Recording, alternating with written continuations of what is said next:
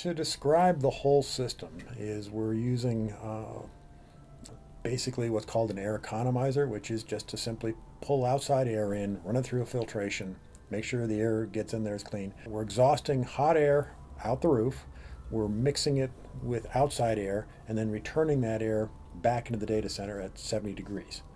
When the temperature goes above 70 degrees, we have a company called Coolerado, which made a fairly interesting technology. It's called an indirect evaporative cooling. So it's like a swamp cooler except without the swamp. There is no moisture released into the room. Currently we're taking about 54 kilowatts to cool off our data center. When we're running just on the air economizer, we're going to drop to 0.6 kilowatts, 0.6 kilowatts, which is about a 95% reduction in total cooling. When it gets above that 70-degree outside temperature and these Coolerados start to kick in, they will pull some power, but still vastly less than what those crack units did, because all they're running on is a fan.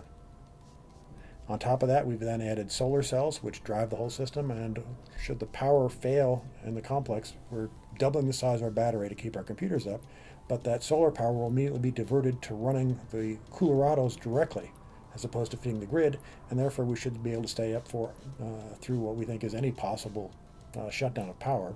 The excess power we can even run, if our batteries on our main system fail, we could use the solar power to actually drive some of our computers.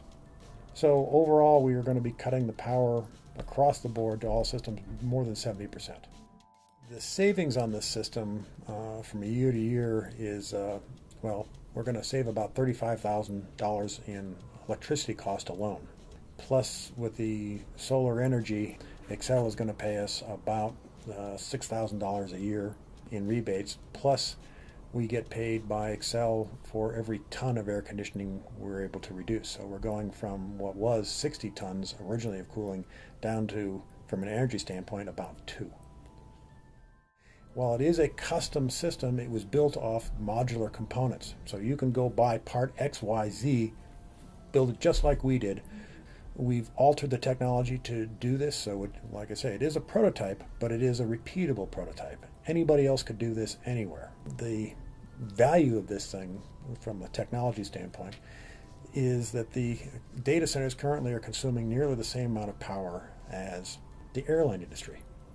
If this type of technology were to be used, keep in mind that it always takes more energy to cool off a data center than it does to run the data center. So if we could use this technology, the payoff is like 3 years, and every data center could cut its power utilization more than in half, and that's what's really exciting here. So we're talking potential savings in the U.S. and the world in the billions.